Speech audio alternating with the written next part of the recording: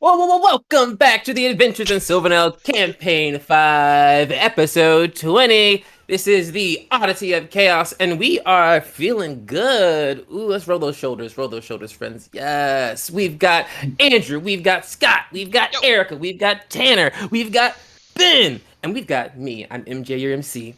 Oh man, so much has happened. But you know what? The important thing is, it's culminating today, episode 20. We are gonna go to a different court in the Feywilds, one that we have been waiting to go to since the moment we stepped foot in the first court. We are looking for the Primordial Prince's energy signature. That's the best way to like vibe this out. That we have been seeing and gotten information on from multiple aspects, from Andrew and his god touchingness, from Erica and her family, from just the weird things that have been going on with the rot beast in here and the clashing of the courts, which is similar to the clashing of planes. So the players, the Will of Asteria, as they are now known, with pride? Question mark. Also, happy Pride, y'all. From all the gays here at Adventures in Silver now. Hey, what's up? And so, I will do it. DM inspiration all around. Everyone, we all get one, except for me, because I'm the DM, but everyone has a DM inspiration. You now. get one too. Thank you. You probably don't want that, but last we met off, our friend Sylvie had snuck off to meet with a group of hags who were making their way to Shadowfell, and on the way, just wanted to stir the pot or cauldron a little bit and drop some tea on Sylvie's so loving mother, and the family she never mentioned that she had. Meanwhile, the players were the unknowing victims of an explosion from a very honest and innocent presentation from Sharp as he was explaining that he talks to other people, and then an explosion went off, causing them to lose their ship or their raft. It's not a whole ship. It's not that dramatic. Their raft and their ride, or the horses that were pulling them, the hippocamps rather, water horses, and left them on the beach. But because of that, they got to interact with a living portent and a beast that I forgot the name of, but it has antlers and it can show you the future. And Andrew was licked by the celestial stag that gave him some extra hit points, making him extra hefty. And Erica was blessed by the living portent and giving a D8 prophecy dice that she can use whatever she wants on a D20 roll. So she has DM inspiration and she has a prophecy dice and she's the highest level player here. Wow, watch out for her, okay? The players are left. The players are left standing in front of the standing at the border of the Court of Autumn, standing on the side of the Court of Summer, and they are making the decision. Now we will stop before we move into this to just talk about what we want to do here, in aspects of what you physically want to do in this moment and what you want to do when it comes to, or if you have anything you want to say about what you want to do when it comes to getting into a fight with a primordial prince, a quasi deity, a thing that it's hard to quantify because you have never seen before, but you're about to figure it out. So we'll start with, what are we doing right now? Some people are missing hit points. There's a little bit of resource wonkiness going on. Are we trying to rest or push ahead? Let's pull the party. I'm with I whatever could do my party wants either. to do. Yeah. Yeah. I'm okay with pushing ahead, personally. I'm good health wise if we want to push. I don't need to rest or anything.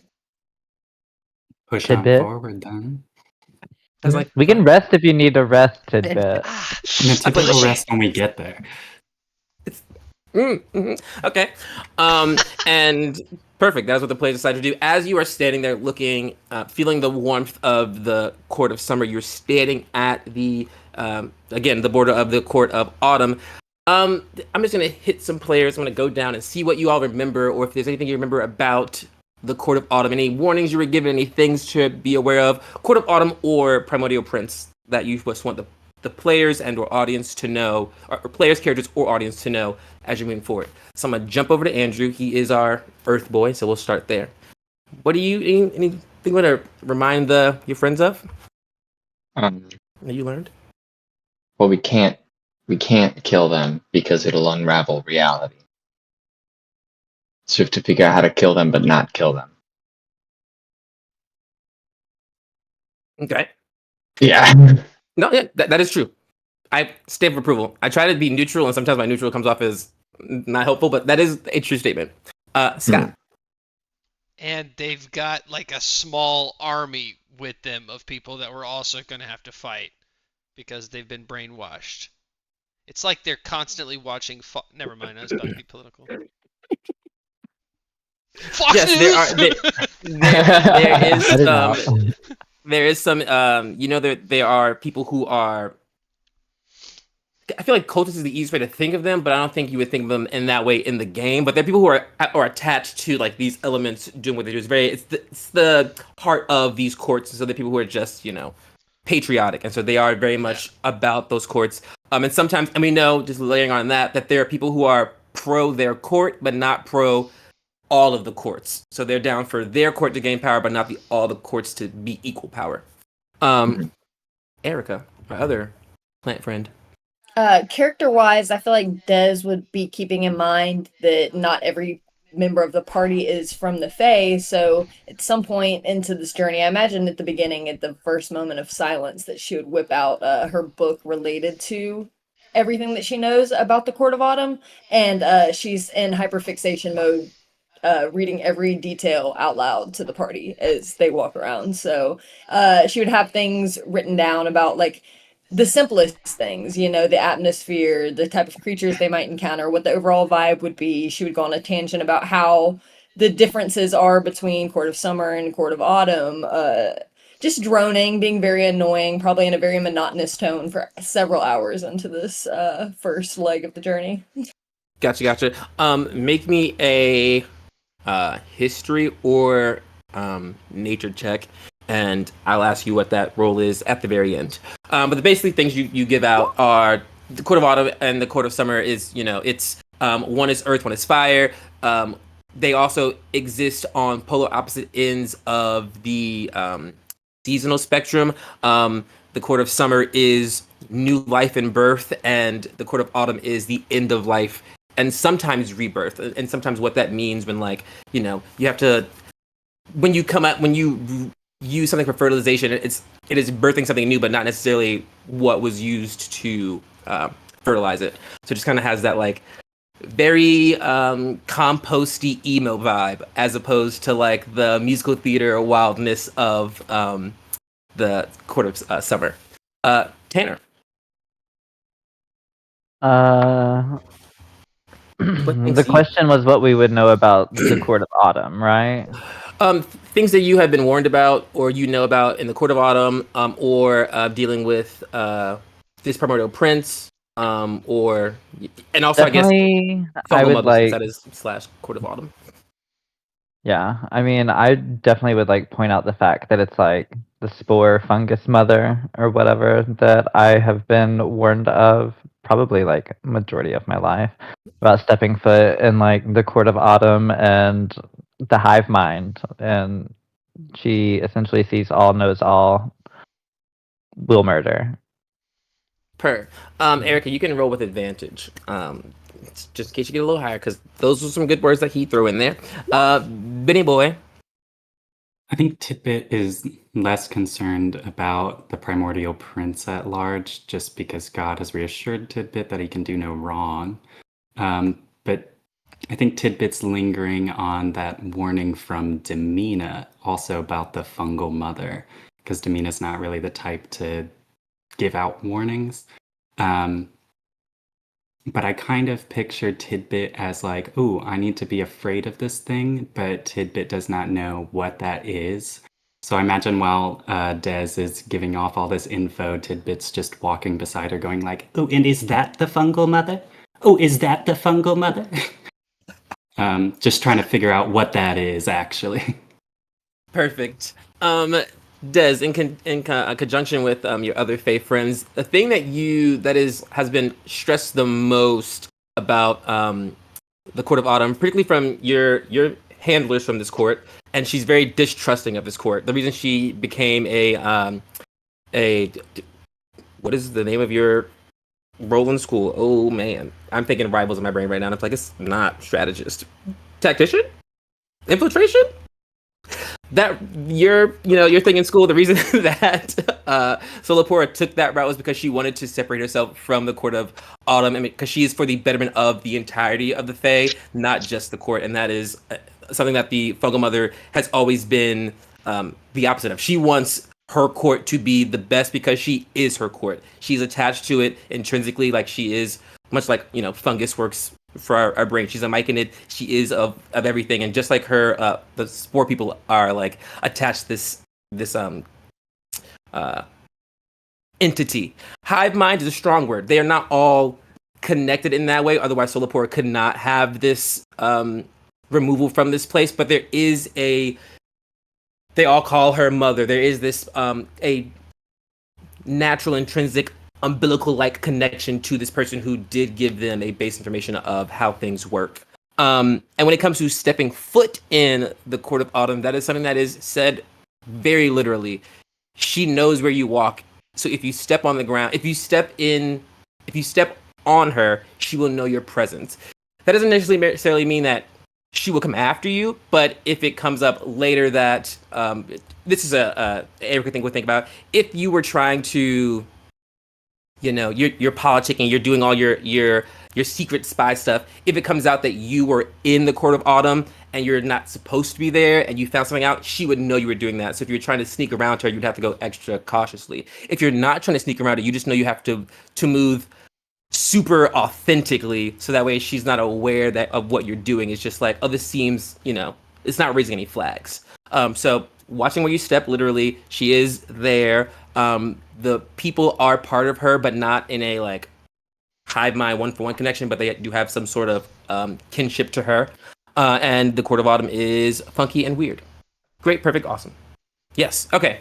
As the party starts to move into the Court of Autumn, I would love some nature rolls from our two travel guides, Andrew and Erica. I got a 21. Oh, I got a nat 20. Oh, per. Hey, I got a nat 20. As you start to move through, like hitting that border, there's like this, the heaviness of the heat that is in the Court of Summer kind of moves into a thick humidity as you hit the Court of Autumn. It's just like, it is damp. It is, for your ranger brain, it is a swamp environment. It's moving out of this forest into this swamp aesthetic. And it is this nasty, muggy, it's marshy. It reminds you of Viney's Marsh. It's a lot of like dampness, but there's so much fungal growth, which is weird because it's alive and it's dead. But you're just spending so much time trekking through here. If you're trying to watch your footsteps and or not touch the ground, I know one of you flies, but if you're trying to not touch the ground, I would love stealth checks from anyone trying to not to like avoid stepping on certain things. And if you don't care about that, also let me know. Yeah, I'm flying. Smart. Rolled a 9. I got a 12. All right.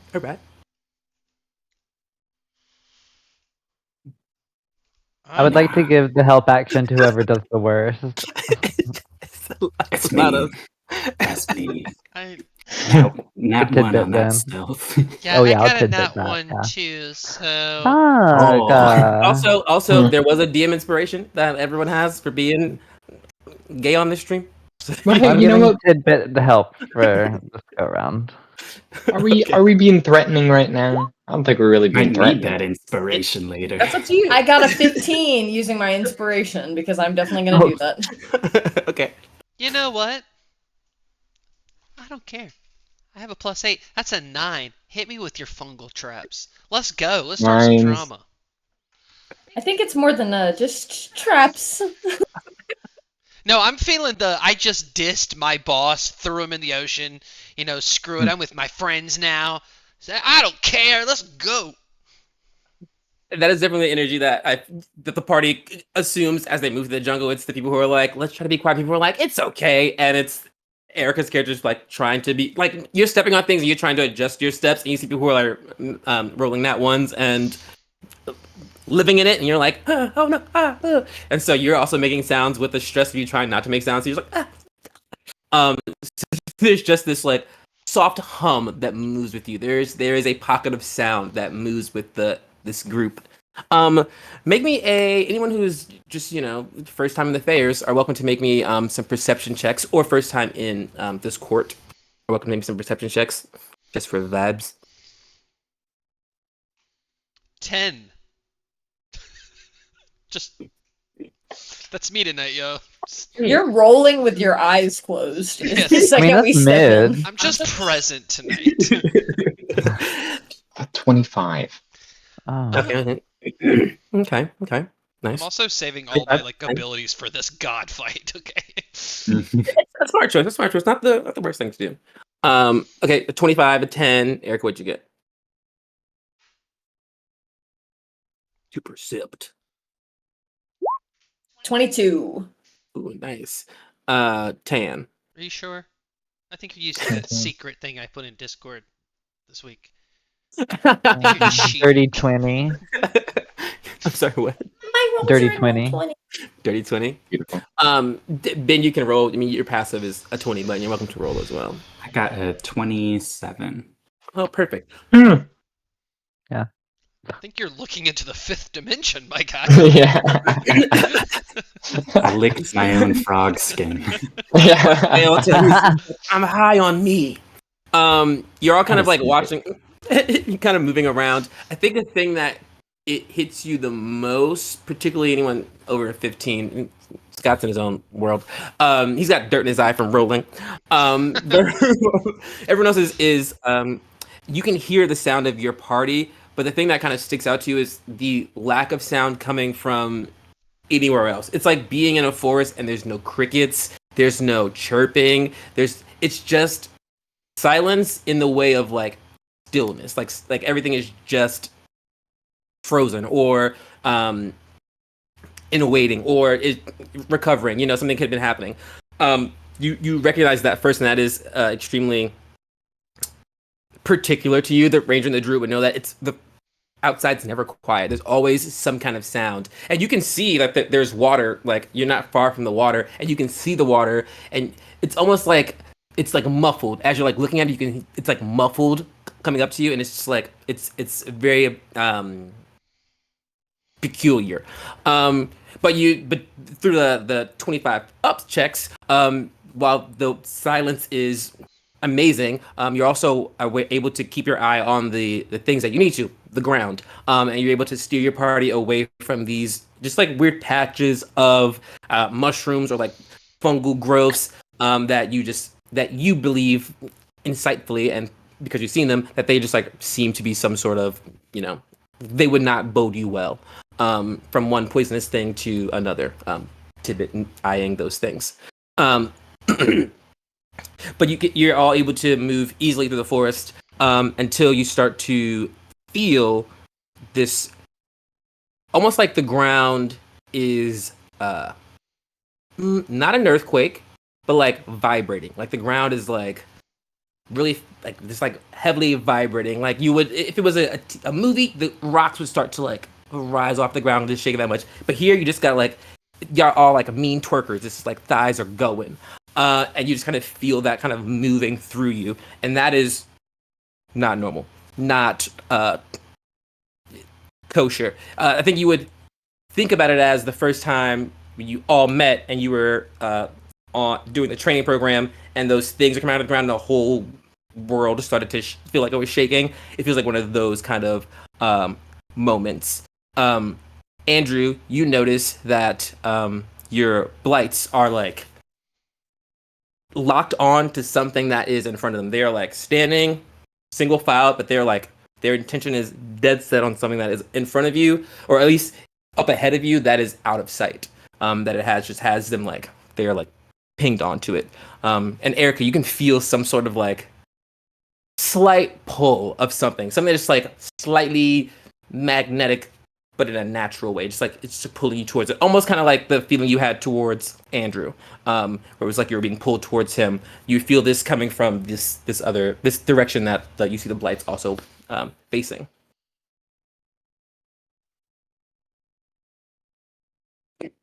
How are you feeling?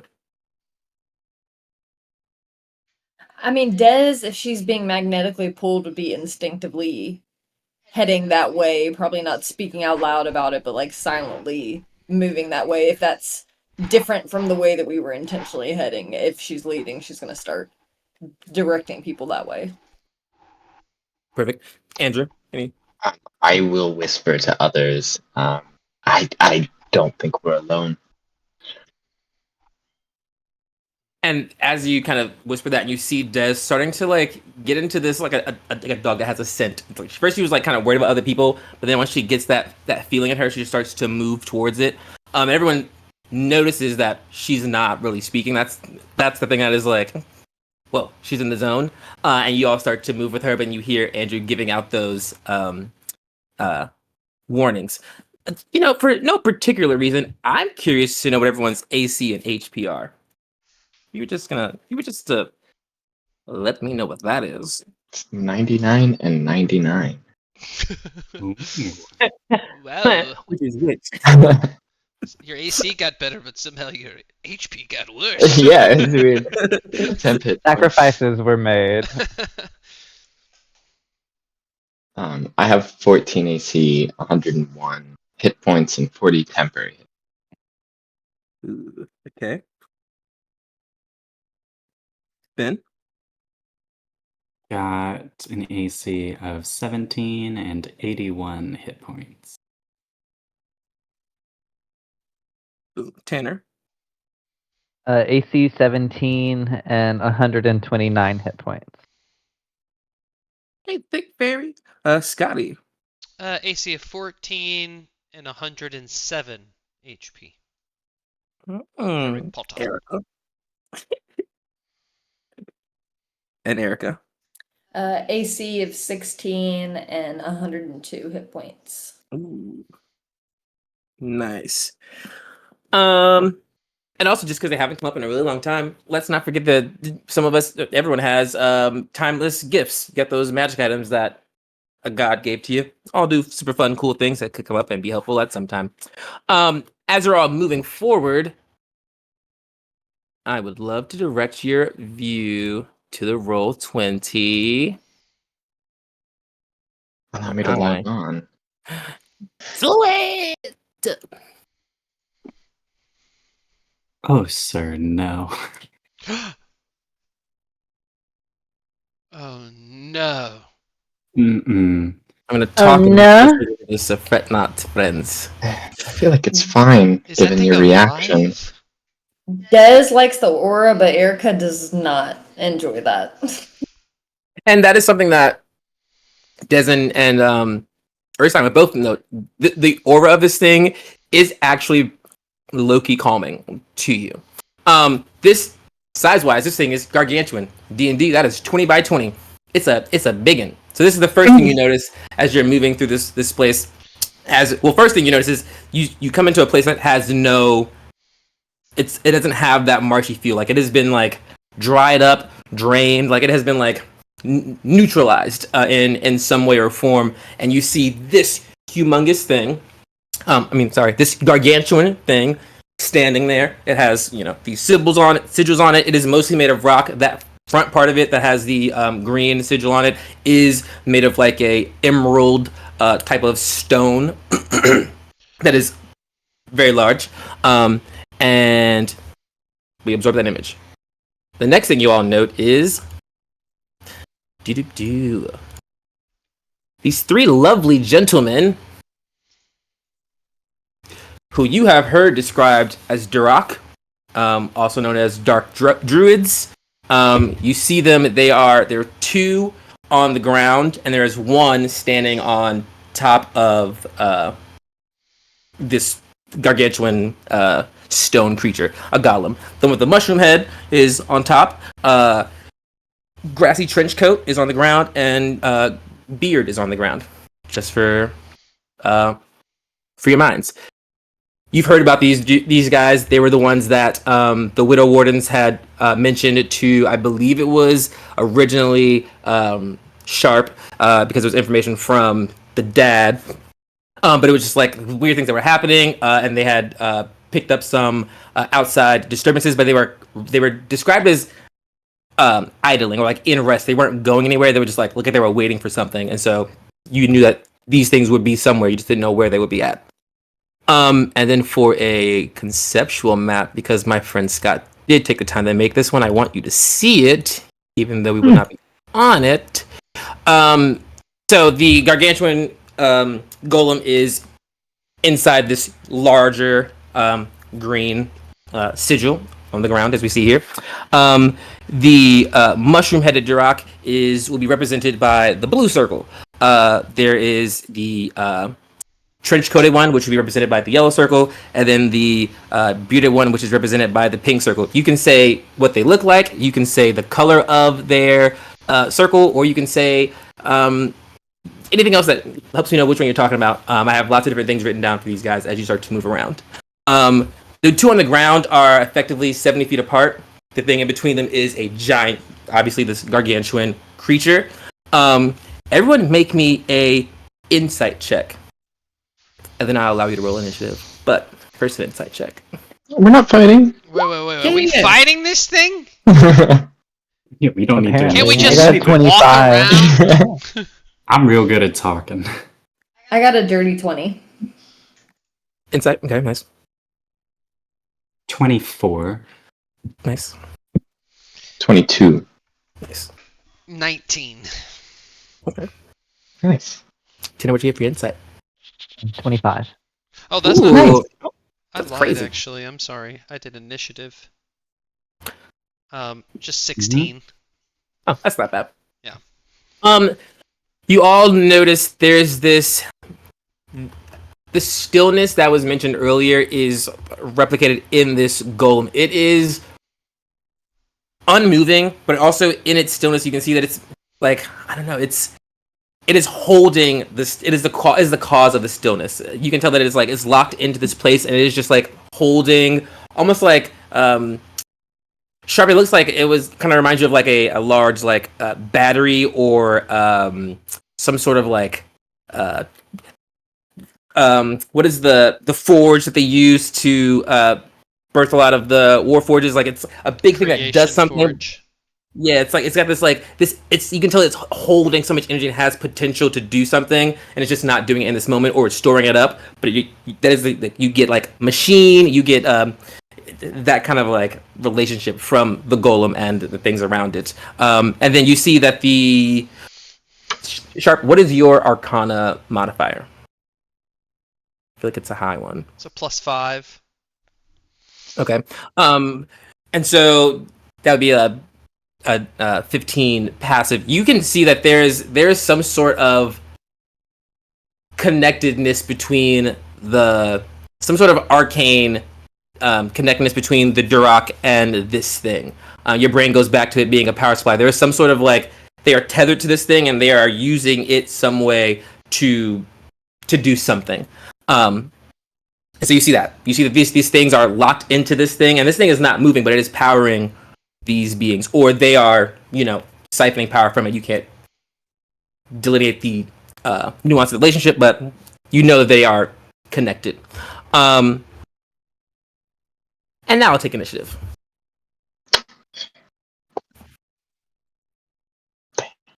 So let me get this straight. We walk through the mushroom place.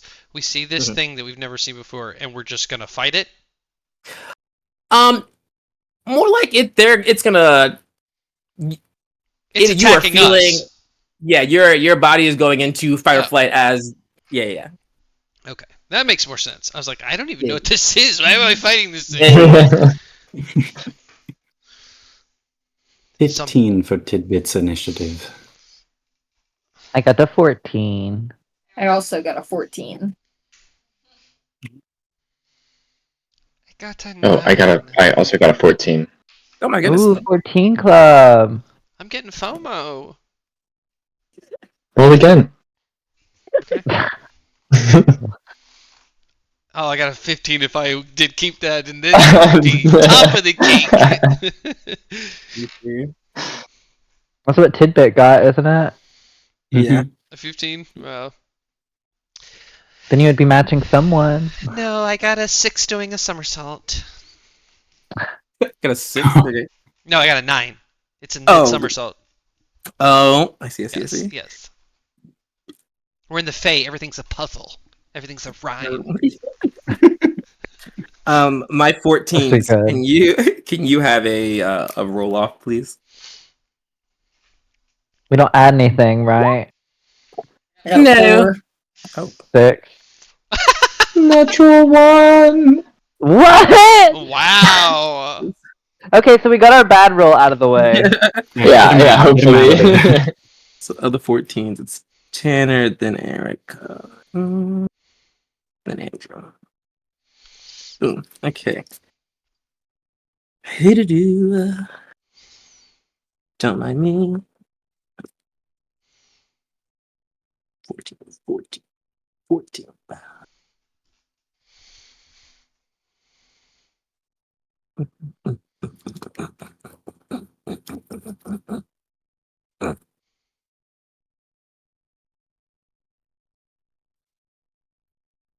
You know, maybe if we act real non-threatening, they'll just let us walk away. I think that's fine. You should lead that. Boom. All right. Boom. Boom. Okay. As you kind of like move, you step out into this brush. You're moving into this space where the mushrooms cease to, or the fungus ceases to be, or seems to have been removed, and you see these spore druids. They are spore folk, and they are also Durak, not connected. And the one who is on top of the golem kind of steps forward and looks down at you all. And in Druidic, he will say, right, so this is for Erica. We are the thorns who protect this place, and no one shall pass here. And then Oh, I've read about this. We gotta answer a rhyme to get over this bridge. and then you see it uses its action, and this this ward starts to form around it, and you feel a like it's the way I feel like a vegan feels when they see someone eat a salad. It's like my soul. As he like activates this ward, you feel like there's a rumbling that kind of happens, and it's so there's a rumbling that happens. It stems from the golem, and it sounds super neutral, but to you it feels very pained. It feels like gears like locking into place. It just feels like it's someone's trying to do something that is against something else's nature, and so it's like it's a forceful experience. But you see, it does that, and you feel that rather, and then this ward wraps around it, and it has like this arcane barrier.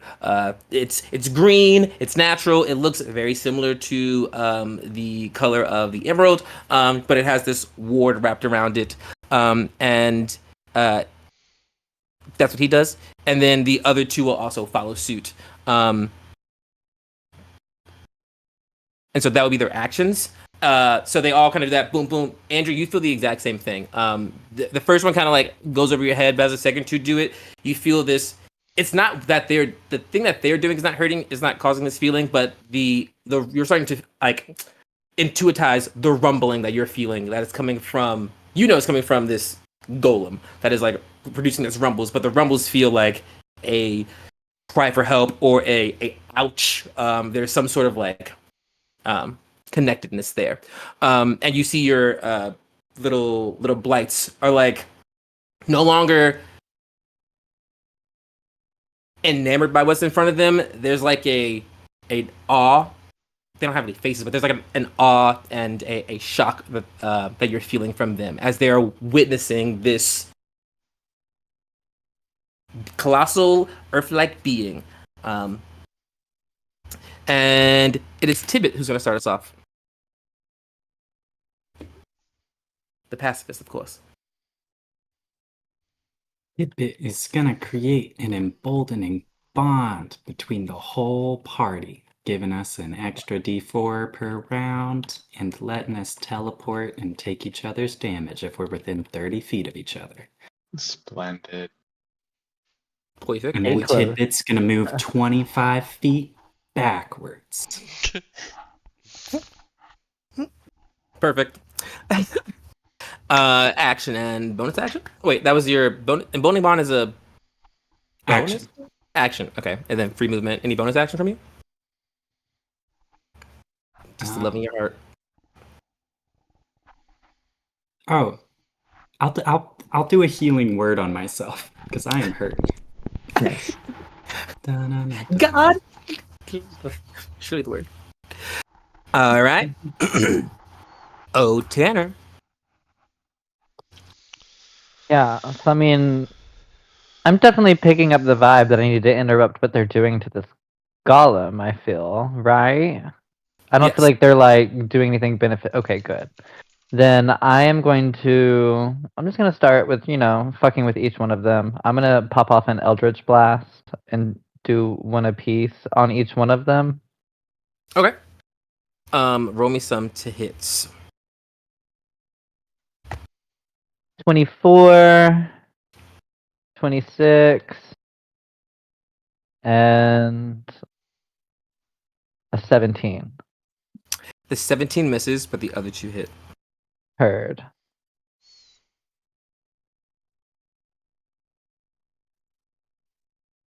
That will be 6 force damage and 8 force damage. All right. And And then for the one that I did not hit, I'm going to bonus action. Yeah, spell reduction. Arcane augment. That one. Okay. So he'll have to subtract 5 from the next spell save he makes. Copy that. Anticipating someone will pop one. I'll make a note of that. -5. Tanner, did you add a d4 to the one that missed? Oh, I didn't. Oh. Would that have made a difference? Let's Let's see find what you roll. out. A 3. Says 17 plus 3, a dirty 20. That hits. Mm. Look at God. For 5 force damage. 5 force damage. Perfect. You It's all little see- numbers, but I'm like, in case they're doing concentration stuff.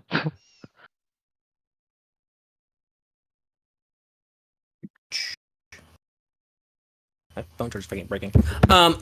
You shoot off Eldritch Blast. Hit the blue, hit the yellow, miss the pink.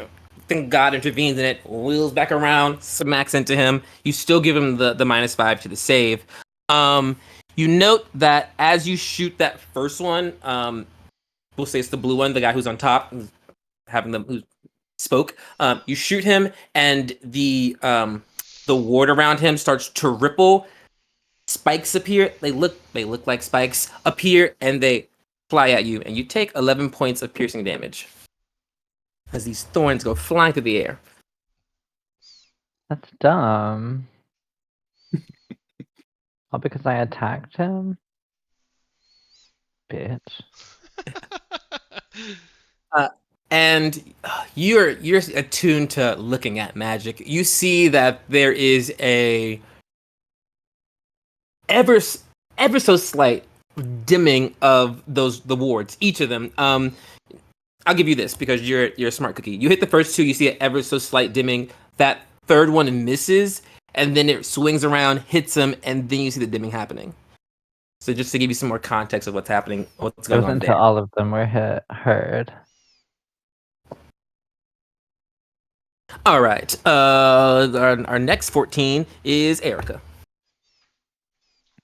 Being the only one that understood what they said, Des is gonna get a little worried and scared and go, I don't know if that was the best idea, and pop off a quick little aura of life on myself, so everybody around me within a 30-foot radius, so all of us are gonna be resistant to necrotic damage, and your hit point max can't be reduced. And if you do hit 0 HP, no, you don't, and you have 1 HP. Thank you. No, you don't. Actually. Can't. Actually, The fabled D&D spell, yeah, right. Second thought.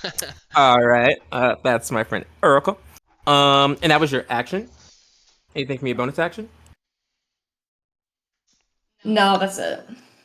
All right, our final 14, Andrew. I have a couple questions. Um, 6 seconds. the golem elemental or whatever we have. How tall? How tall are we talking? 20 feet tall. Okay. 20 feet 20. wide. Yeah, it's blocky. Coolio. I am going to cast Ensnaring Strike on Self. It's a self spell. And I am going to attack Bluey, Okay. the fictional character. That is going to be a 24 to hit. So if they could make a strength saving throw for me. Yes, and this is a ranged attack, I'm assuming. Yes. Yes, it is a ranged attack. Perfect. 24, and then a strength saving throw. Strength saving throw. Beat a My druid 17. is so good at strength. Oh. It's a 10 plus 2. Ooh, it's a 12. Okay. So they are restrained. And then at the beginning of their next turn, where are we at? Yeah, you're restrained. You're which is like they are their movement is reduced to 0. They have disadvantage on their attack rolls, and we have advantage on attack rolls against them. And at the beginning of their turn, as long as they are restrained with a spell, they take 1d6 piercing damage, and you can do another strength check on their turn. All Or right. somebody can go up to them and make a strength check themselves. But that's that. I'm going to roll for damage real quick.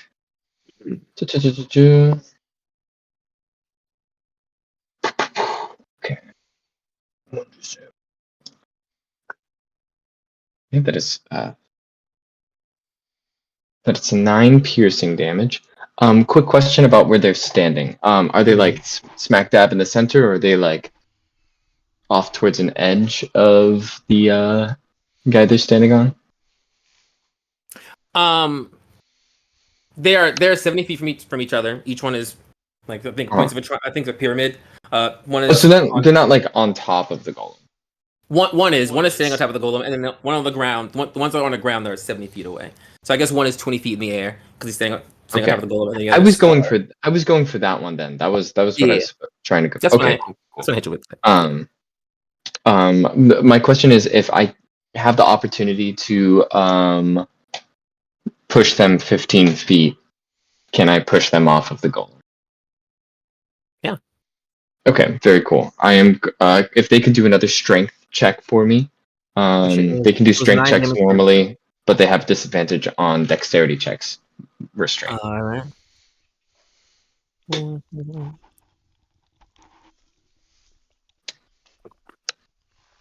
Just another strength check.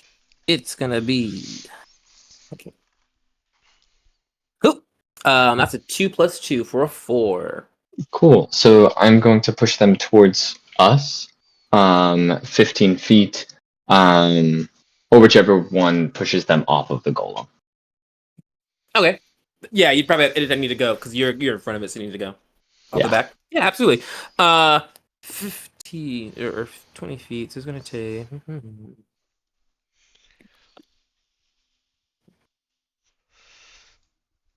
Eight. It's math, right?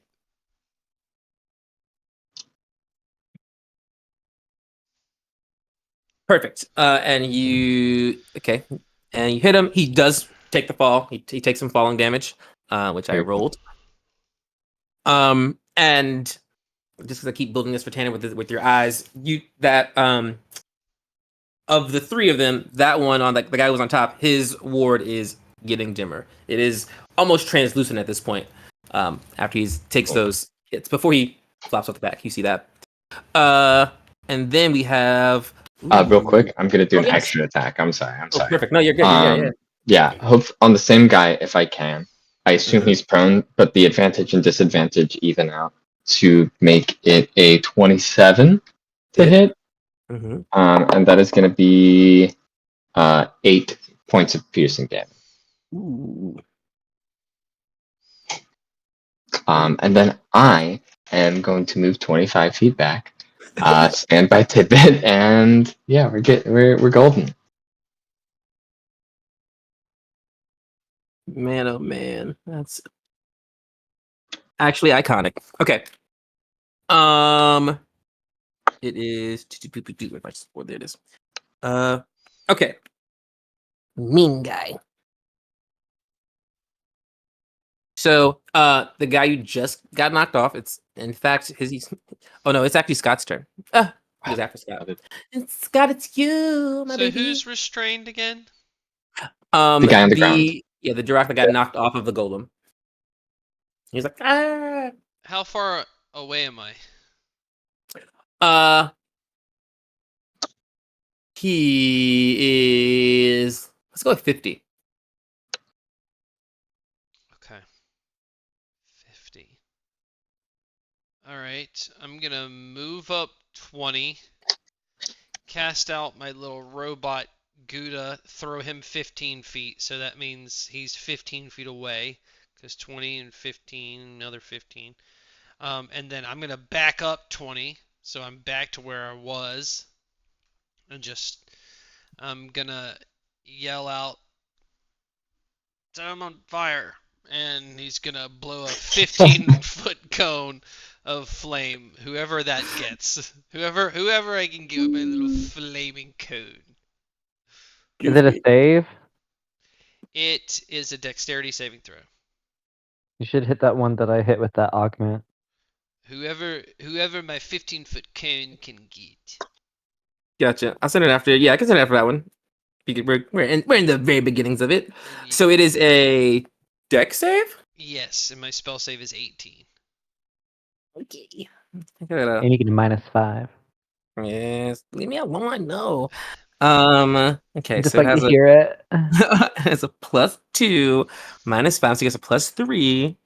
I mean It rolled, -3. it rolled an 8. Beautiful. -3. Then he Already- takes Oh no. 3d8 fire. Yay! This is fun! Alright. Oh, big numbers. 17. 17 fire. Damn. Okay. Wow. Yeah, Gouda's great. Gouda's good. Good Judah. Mm. All right. And that was just your bonus action? 'Cause that was Judah attacking, right? That was my full movement action to throw the dude down and bonus action to demand it. Oh, action to summon it. Gotcha. Okay. You see the one that got knocked down, the rock that got knocked down, who goes at the end of initiative, is he looks like he's like real confident, and I like, oh, that didn't expect to have a speech get knocked off, and you see that that ward that he put up originally has been shattered, and he's kind of like standing around. He looks confused, but also it's moving into annoyance, and he is going to. He's Oh, gonna it take 4 was. piercing damage. That's what he does Oh first. yes. Oh wait, that is him. That's the beginning of his turn or at the end of his turn. It is start of each of their turns. Oh yeah, let me get me D6. Ow. Yeah, but I got a 4. Oh perfect. Oh, you were okay. Oh. If you would like to roll that in the future, keep it sort of secret. That's totally chill. Oh no, you're fine. I just wanted to make sure. I just just want to make sure I got rolled. It's all good. I'll roll it. It's okay. Sounds good. Sounds good. I don't trust Scott. It's an 8. I trust that. I trust that. Before I got a 20. Okay. It takes D6. Okay, so it's deciding what it was doing, and it was going to attack, and then things started happening to it. It is going to. It looks out at. What's the range of this thing spell? I I'm gotta look at 50 range. feet away. Don't be looking at me. I ran away 25 feet. So In the that's back. yeah. Is it just me up Wait. here? Seems like I'm. Hey, hit the Listen, parry. witches have spell Where's range. Dez? I'm looking the other way. Like I'm. What's that? Dez is radiating life. We don't want Dez hit. Yeah, he's gonna make an attack at the closest person who did damage to him, which sounds like it's gonna be Sylvie. But he's restrained, so it's at disadvantage. Okay. Note to Good self. luck. Just kidding. Don't have good luck. Bad luck. It is Just kidding. Die. 15 does not hit you. Great. Mm-mm. Roll the Oh, would it hit six. Not me? the fairy. It would have hit a lot of y'all. Okay, so that does nothing, and then he's and then I can make a what kind of save to get out of this restrained? Strength check. Beat a 17. Lord, he about to stay in here. I just know it. Okay, that's super doable. I just gotta roll. Oh, okay, roll the nat 20. Ah, That doesn't do it. That doesn't do it. it's like he absorbs the vines. He's like my vines now, and he just like spaghetti, just good. And he is I going. use the spell slot. So he's not restrained anymore, but he took that at disadvantage first, so it's okay. So it worked out. And then it is going to be end of his turn, top of turn. It is the Oh, other. did they have to use their Oh. action to break the strength to do the Oh. strength check? Yeah, He didn't sorry. roll on that 20 then. He is still restrained because he attacked. Cool. I'm sorry for not catching that soon. Noted. I apologize. You're good. Just take an action. Okay, I got you. That will fuck him up later on. Okay. So Duroc 2, the yellow one. Sounds like a sequel. Duroc 2, the yellow one. He is going to charge at Sylvie. Sylvie, he is wrapped in this this still kind of bright light with the ward on it, and you see he raises up this not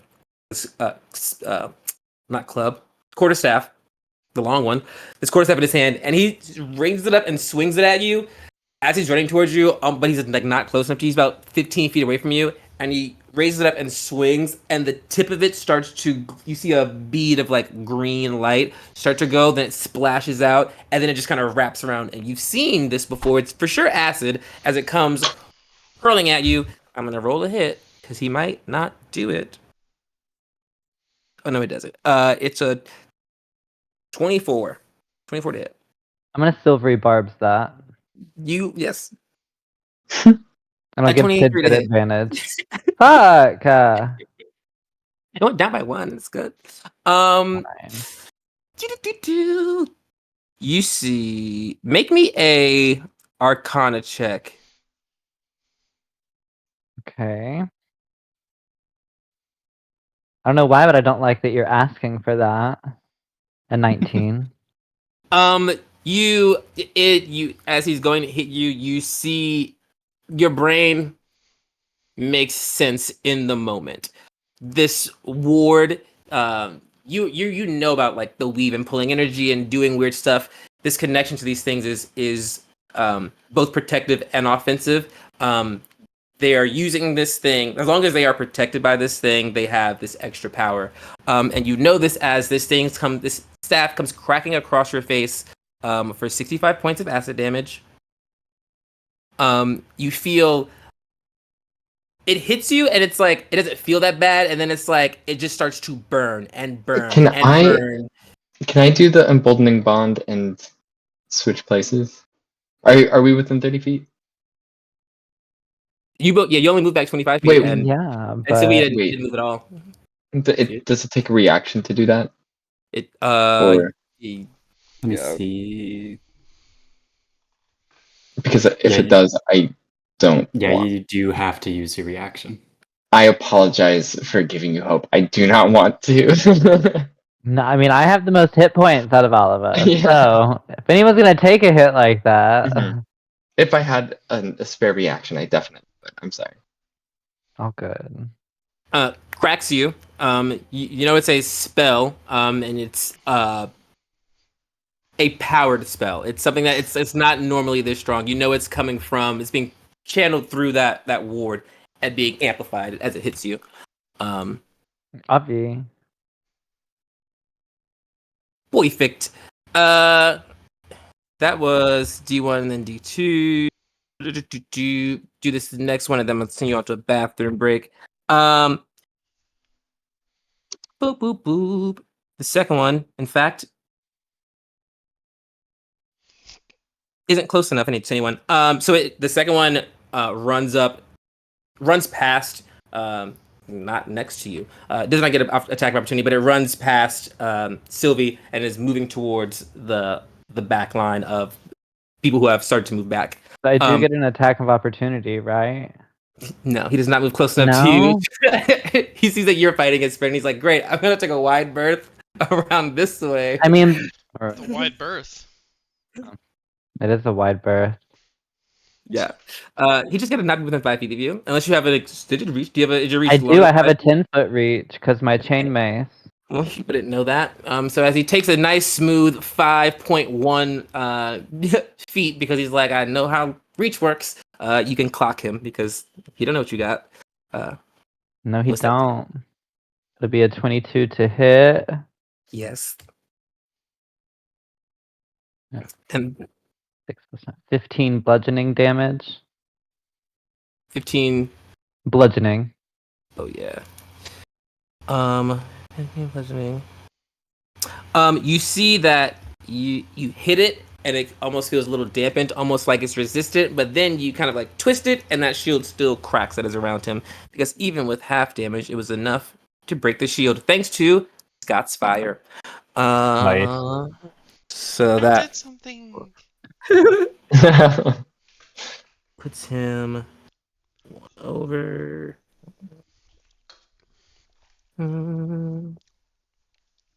Boom. All right. Cute.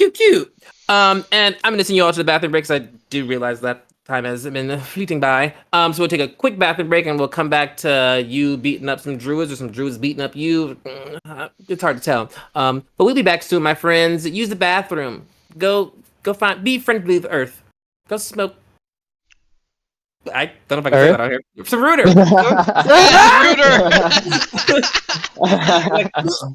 Yay, we Poured avoided up. being cancelled on Twitch. Just froze. I was like, oh. It's like the camera now. Wait a sec. All right, So go this smoke is pot. the See you primordial prince, right? later. I'm kidding, Twitch lords. Lords of Twitch, please don't. We don't do those drugs. We do different ones. Ruder, it was a joke. We love Rooter. Rooter, bro. All right, Rooter and the tutor. bathroom. Anyways, Oh, my I went to question. the This bathroom. is the primordial. We're back! We all went to the bathroom. I hope you did. I did. I didn't. We are picking up right where we left off. It's our friend Tidbit's turn. So, I know we've only been fighting for 6 seconds, but Hey, you don't be stressful out here. out of these 3 jabronis, which of them looks the best off? The best off? Or actually, that yellow one was right up next to Sylvie, am I right? Yes, that is the Whacking. one who is standing in front of Sylvie, and it does look the best off because it is the only one that still has its ward up. So it hasn't been hurt that much. and it cracked Okay. Sylvie for a fuck ton of damage. I'm gonna cast Hold Person on that yellow one. Okay. So they need to make a Wisdom save DC 18 or be paralyzed. Wisdom save. Paralyzed. Come on, hold person. Druids are Ooh. wise. They are wise. Okay, let's see. Oh, that's a real calculator, not my dice calculator. Oh! Bad roll, bad roll, bad roll. That looks like a bad roll face palm. I have a +9. I rolled a 1. Ooh. Mathematically, that's a 10. It is. Not enough. Hell, Just to remind you of those paralyzed effects, they're incapacitated, can't move or speak. They automatically fail strength and dex saves. All attack rolls have advantage, and if you're within 5 feet when you hit them, it's an instant crit. Oh. So what is paralyzed and what is restrained? Got it. I Is left that it here. all of Yes. us insta-crit? If Can you're I within bitch slap him and 5 feet crit? of That's it. the real question. If you're within 5 feet of them, you can bitch slap them and crit. Word up, dog. All right. Okay. Whole person from Tidbit. Anything from your bonus action? No bonus action. All right. And at the end of its turn, it can make another Wisdom save, I guess. Okay. Well, it just had its turn, so it'll be a long time from now. All right. All right. So it's me, Erica. I think I'm gonna play very much a support role here, so I'm gonna cast out a nice little mass cure wounds for everybody. So go ahead and get y'all Thank you. 22 plus 8, 30 health back. Get your freak on. 30 each. Yeah. Yep. Whoa. Bless. I can use 10 of those. I'll take it. And Now that'd I'll be it. survive another hit, maybe. Yep, that's what I'm Yeah. trying. All right. And for Erica and Andrew. I am. I'm gonna keep focusing the guy on the ground who I assume is up. Did he stand up? Yeah, he stood up. He's still Okay. restrained. He stood up and he made the attack. Okay. But he's still restrained. I got a 25 to hit. Mm-hmm. It's gonna be 7 points of piercing damage. And is this golem thing moving its feet at all? No, it has No? been Okay. yeah, it has been Trying to see if I could stomp him. And then there's going to be an additional 6 points of piercing damage with my Gathered Swarm. And then I'm going to use my extra attack, which is a 16 or a 24. So 24. And that is going to be 5 more points of piercing damage. Then I am going to use my bonus action to summon my Echo and send them up 30 feet. Cool. I was like, oh, okay, a little one-man army. All I right. would like to take my turn of the 14th, though. Oh my goodness, I for sure skipped you. Hey Tanner. Oh, it's because you Hi. had went at the end. It's all right. We'll jump past first Blasphemous. 14. Hey. Yeah, it's okay. I was like, we all got 14, so I'll just go last of the 14th. Just go out. But yeah, because this one has now been held in front of me, I might as well take advantage of that. For my bonus action, I'm going to Wrathful Smite. And then for my action, I am going to Blue Flame Blade him. Hmm. So I have advantage, which will be a 19 plus 9 to hit, 28. Mm-hmm. So then crit damage, Mm-hmm. and that's me rolling plus the Fool. Yeah, whatever the dice for Wrathful Smite that's maxed plus Green Flame Blade, that's maxed. And then you roll all of those. Add them together. Okay. So 2d6 necrotic, so that'll be 12 necrotic. I'm just doing the crit real quick. Yeah. And then 2d8 fire, so 16 fire. And then 1d8 plus 9. So 8 plus 9. 17. Bludgeoning. And now I will roll all of that. And give you that without the plus. Because I really had to talk myself through that one. 45 right now. So whatever you roll plus 45. 10, 16, 20, 26. In combination of all that. 45 plus 26, 71 points of damage. Scott, how's it looking Yeah. on Tanner's Oh wait, scale I'm of- not done. I'm not done. Because I Sorry. used an action as a spell, I get another melee weapon attack. So I'm gonna go in again Mhm. with my chain mace, which is 1d8 plus 9.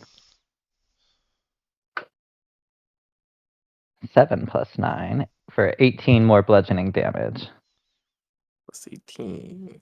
So 89 total? 89. That's a record. You beat your some 76 on math. episode 3. That's so funny. 89. Oh, and I didn't add my necrotic damage to that either. Oh, okay, calm down. Cool. Because I get that on everyone, which will be 10 necrotic, so 99 damage. Track that. 99. Wow. Ooh. Ooh, wow. Yeah, I'm gonna just keep healing you. That's Between- wild. Thank you for between- paralyzing that bitch. Between Ursine and you, it's like, okay, you're gonna do fuck damage. He's gonna make 18 attacks. I'm like, well, gosh, guys, calm down. You Alright, did let the me do same some- amount of damage as Ursine's armor class. That's crazy. Okay, Michael told me to create a monster. 22. I mean, I helped you make it, so I guess it's my fault It's too. true. Mhm. 20. I've never done that before. I That's gotta do big wild. math there. What's a new feeling? And you see that ward that was just a little dim. You cut through it like butter. You know, you look at the weave, you see the that way that the spell is worked, and you cut right at the seam. You just go, actually, fuck that barrier, and he goes from looking the best to looking the worst so quickly. Perfect, and he's still held. Love that for him. Anything else from you? A bonus action, perhaps? Are you donesies? I used everything Oh, you I did. You had did. That on was that, yeah. you put it in that spell. All right. Scott, you get to follow that. Okay, is that guy dead? The crit dude dead? No, Perfect. he's mad. All right. Is he bloody? Let's see. Okay. Okay, so that guy, if you hit within 5 feet, it's a crit. What about the other two dudes? Do they have anything special? One of them's Uh, restrained. Yeah, the one in the blue is restrained, and the other advantage. one is. Do you get advantage on hitting him? You have advantage on hitting him, but nothing else. The health person you have advantage, and if you're within 5 feet, you get the crit. And then the pink one, there's nothing on him. All right. He's coming at you guys. He's the one who's like running at the party. Then I'm going to use Accelerando's Singing Hilt and do the. What's it called again? It's the Steel Wind Strike. Steel Wind Strike. Okay, so I'm going to run up so that I'm within 30 feet. So then, boom, I'm 5 feet. I'm going to hit him.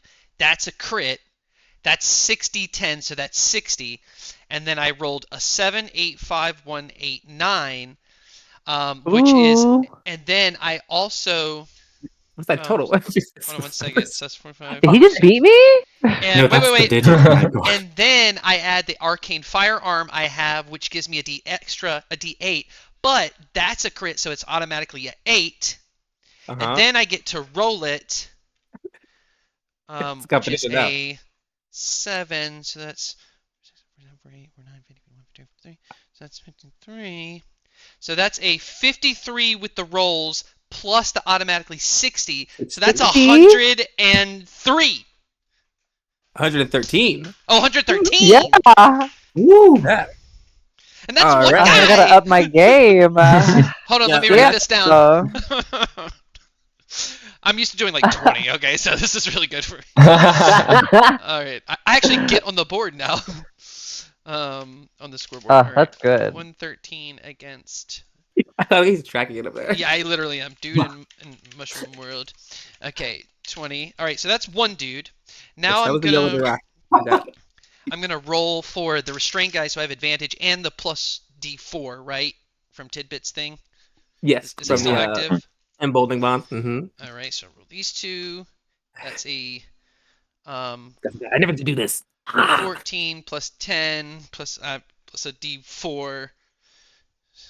Does a 24 hit? Do I need to add the D4? 24 hits. Okay, and then I'll roll for the other Seriously. dude, which is a regular hit, which is an 11 plus a D4. Will that even matter? Oh, actually, no. 11 Nah. plus 10, that's a 21 plus That a hits. 2. Okay, perfect. So they both hit, so I get to roll the D6. I'm just going to do what I already did, so I don't have to sit here roll it. So it's 9, 17, 18, 19, 20, 23, 31. So it's 38. Oh, and the D8. And that is so that's a 38 plus 1. So 39 to both of them.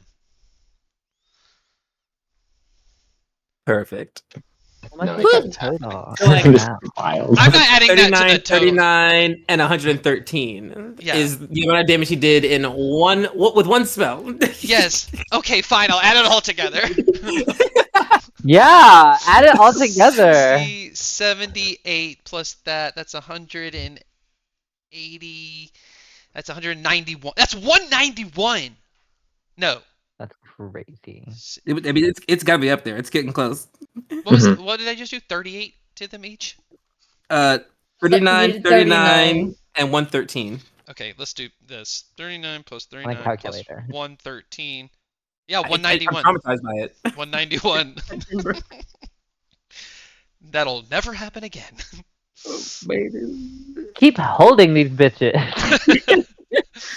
If this That's was a strategist street fight, way. Okay, it's wait a just like minute. holding arms behind them, and I'm- you guys are doing the most heinous shit. I'm Just like, actually not done because Yeah. I have Hold a to second. I have to teleport to one of them. So I'm going to teleport the one that's on the far left on the other side, and then I use my bonus action to tell Gouda to shoot fire again, so we're adding even more damage. So that's So you're gonna break 200. That's a Yeah. 21. Oh no, that's a dex save. That's a dex save. Okay, and this is it's the It's a 15-foot sounds like cone. yeah, and it's the same one that Gouda hit last time. The one that is not restrained or held. It's Yeah. the one that is okay, great. And so it's making a dex save, which is plus 2, a 13. That's a fail. And then Beautiful. cannon for Gouda. What is that? A 3d8. Oh my gosh. I think I'm just going to quit the game after this. I don't think I can literally top this. Yeah, I think that's good. That's Like, a I'm not- 7, 8, 9, 10. That's another. That's a 12 of fire. 12 fire damage. So 103 or 203. I just literally did 203 damage on one turn. Listen to your DMs at mama. home. Know what your players can do. So when they do this kind of shit, I'm like, that's crazy. But also, two of them hoes are still alive, okay? Yes. Except the one that got the nat 20. He's dead. You pop up on that guy who was Okay. looking really good. And first Sylvie cracks him across the face, splitting the weave, making a perfect opening for you to just run up and just Yep. Yeah, what spell was that?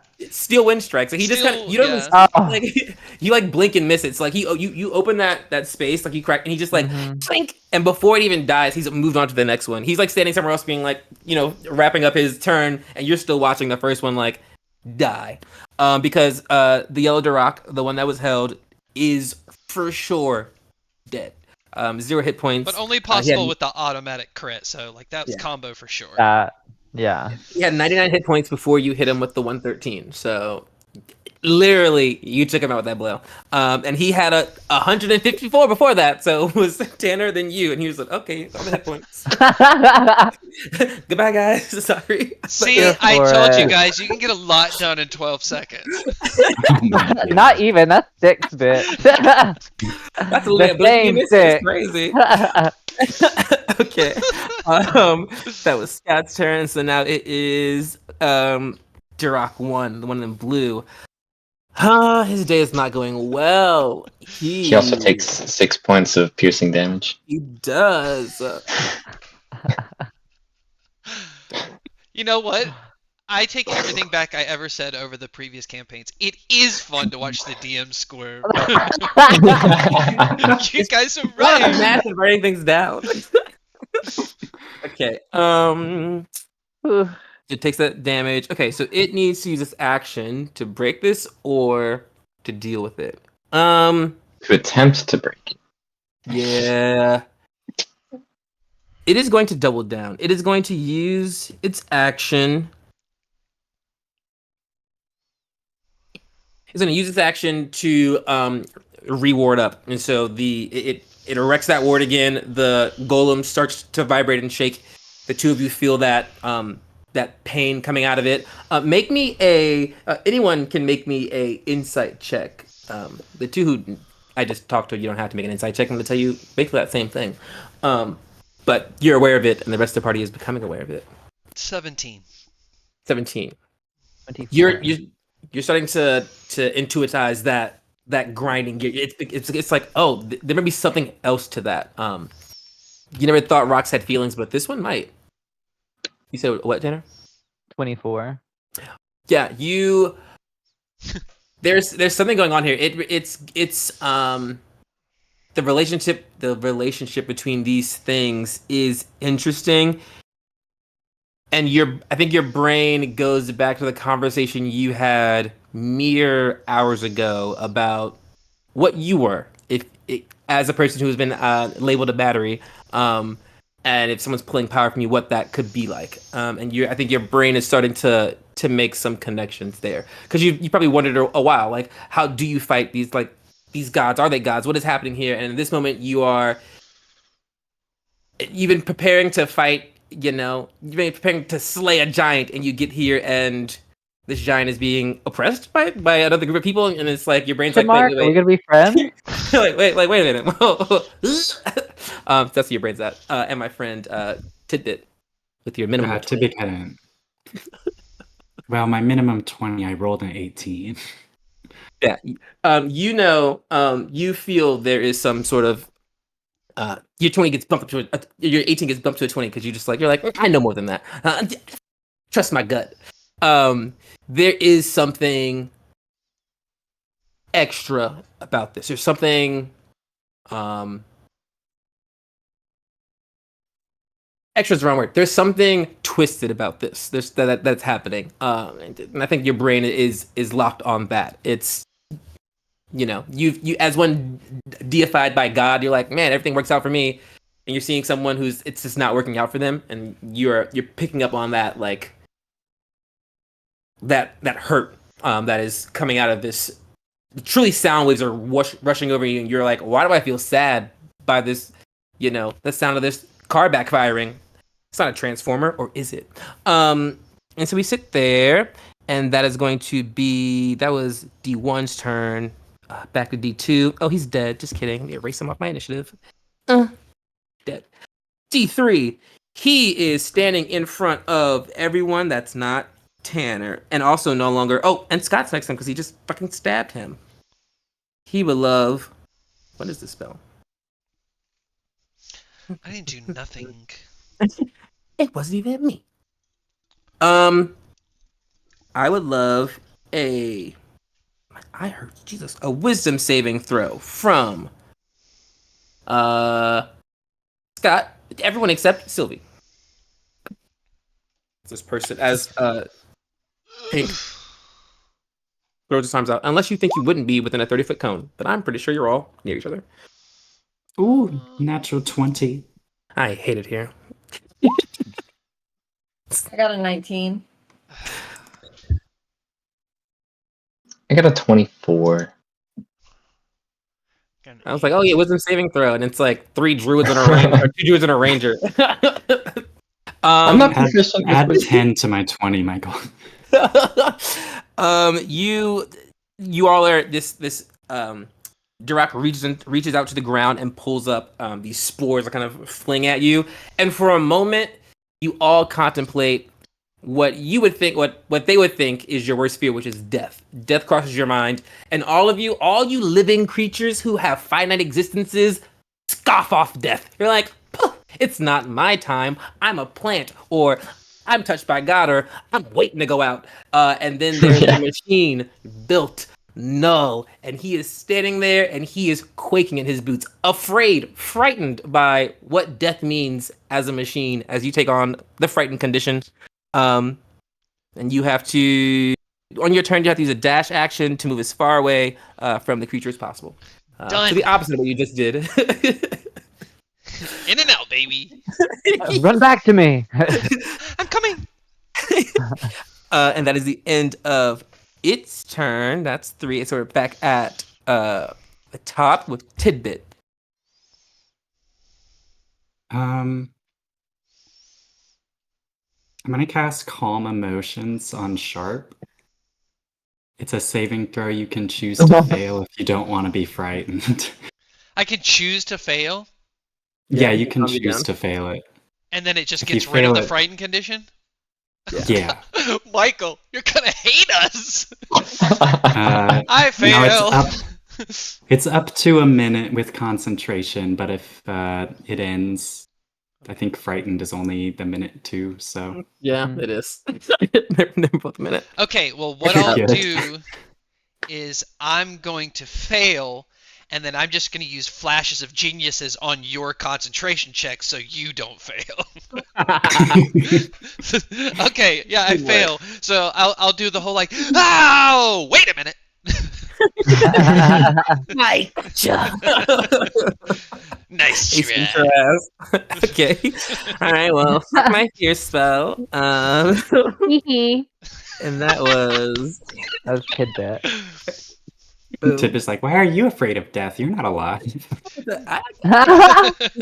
you can't die. Oh yeah. Sure. You You just guys feel are way better. racist against metal. He Okay. literally can't die while Dez is popping that aura out. Also true. Just like calm down. Having Yeah. 2 healers is also just wild.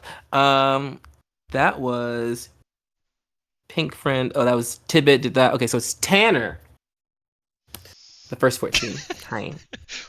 Hi, yeah. So I noticed what's happening behind me with everything, and so I am going to run back to everyone and start beating up on the red dude. Is he red? Is that his color? Pink. The one you Pink, just cast yeah. Spear? Yeah. Stinky Pink. pink. Yeah, that one. Pink and blue are left. Yeah, and I'm gonna go after him with blue flame mace, which is a 14 plus 9, 23 to hit. Yes. I love blue flame mace. Not green flame blade. Not in this house. It's blue flame mace. No, we make aesthetic choices over here. Me renaming every That's spell I have. 2d6 for the necrotic, Yeah. 2d8 for fire, and 1d8 plus 9 for the other one. Where's my other d8? Oh, it's right there. Duh. Durr. Oh my god. One. Alright, so it's gonna be 8 necrotic,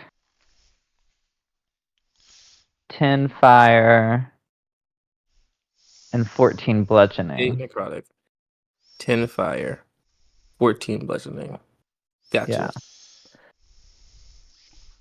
And then I'm Alright. going to go in with another melee attack with my chain mace for not as good. A 17 to hit. A 17 does not hit. Okay. But you have the D4 from Emboldening Bond. Oh yeah, the D4. I keep forgetting about that. Thank you Pick for up the some reminder, tackles. everyone. I That'll am be a pro dirty against myself. 20. Yeah. Yes, it is. 7 plus 9. This is lawful 16 neutral. bludgeoning damage. 16 Yeah, bludgeoning literally. damage. Y'all, these Titans about to have 700 HP Oh, wait. and armor classes of 30. And 11 necrotic 16? damage. Wait. So 16 and 11? Yeah.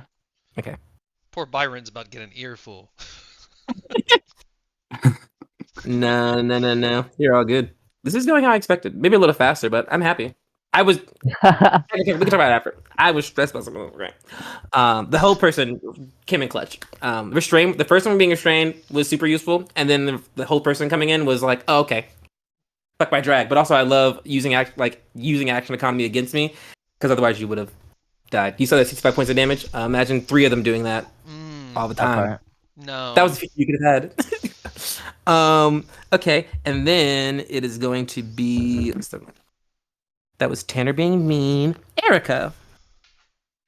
Is there an area I can move to on the map that I can get both of them in a 15-foot cone? 15-foot cone, no. The blue one has been staying near the golem, whereas the pink one has like is attacking you. It's like moving Okay. towards you guys. I'm gonna do a burning hands on the pink one that's coming towards us then. So I'll need a dex save from him. Dex save. I know it's a +2, so boom. A 6. That fails. So let me come up with this real fast. So I get some like I got a +16 to my save. That's what I need. +2 bullshit. Not good, man. Oh, that was not that much damage actually. 37 fire damage total. I was expecting more, but I mean, more than half of the possibility. yeah. It is looking crispy. Just embers, just mostly fire at this point. Not a lot of fungus, not a lot of earth. Period. Just want some sautéed mushrooms? You got it. That's Erica. Andrew. I am gonna keep focusing the same guy. He's still breathing, right? Yeah. He is. Yeah, he just rewarded up because you restrained him. He's stressed. Yeah, that's fine. I'm going to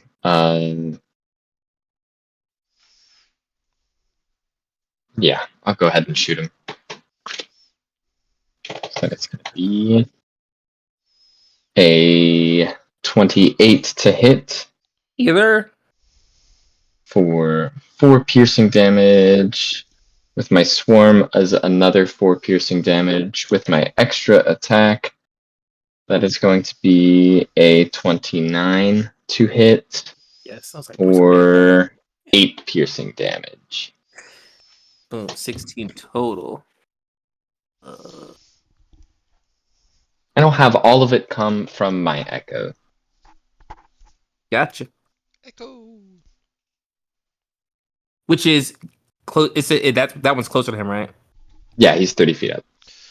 I'm still a tidbit unless tidbit moves.